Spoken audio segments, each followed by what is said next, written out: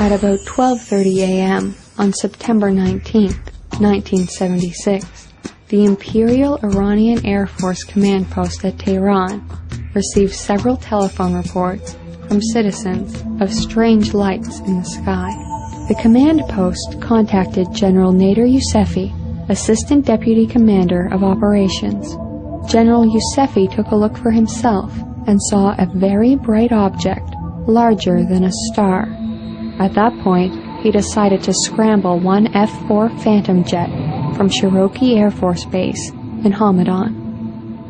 Everybody was worried about incursions by the Soviets, flying aircraft over non-Soviet territories.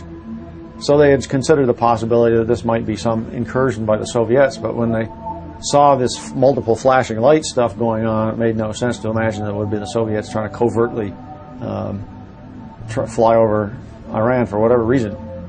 You don't scramble if you're not worried. And once you've established it's not a Soviet airplane or something like that, why do you keep chasing? At 01:30 hours, the F-4 took off and proceeded to a point 40 nautical miles north of Tehran. It was noted that the object was of such brilliance that it could be seen up to 70 miles away.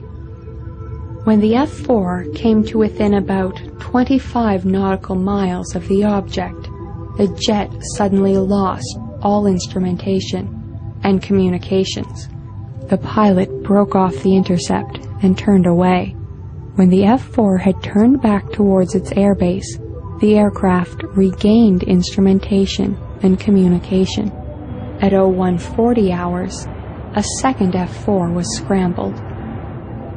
Closing on the object at 150 nautical miles per hour and at a range of 25 nautical miles, the object began to move, keeping a steady distance of 25 nautical miles from the F-4. The pilot described the object as being flashing colors. It had some size to it, but he couldn't really see a size or shape because it was so bright, but it was flashing multiple colors at a high rate of speed. They all blurred together, he said. Certainly something unlike what we would expect to be in the skies anywhere, to say nothing of over Tehran. While the object and the F-4 continued on a southerly path, a smaller, second object detached itself from the first and advanced on the F-4 at a high rate of speed. The pilot, believing he was under attack, tried to launch a Sidewinder missile, but he suddenly lost all instrumentation, including weapons control, and all communication. The F-4 pilot then took evasive action. The object fell in behind him at about 4 nautical miles distance for a short time, then turned and rejoined the primary object. The main object then flew away at several times the speed of sound.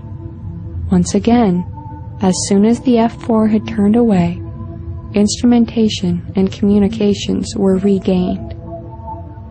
The fact that anybody can cause sophisticated military aircraft to lose important systems at their whim because the systems came back on, 2 different airplanes after all, that's scary. Because Iran was a close ally of the United States at that time, the Americans were called in and they helped in the investigation.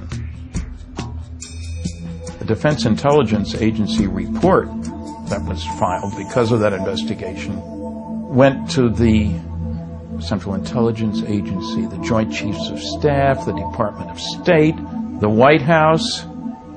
It was clearly considered important. The DIA report concluded the value of this information was high, timely, and of major significance. Quote, "This case is a classic which meets all the criteria necessary for a valid study of the UFO phenomenon."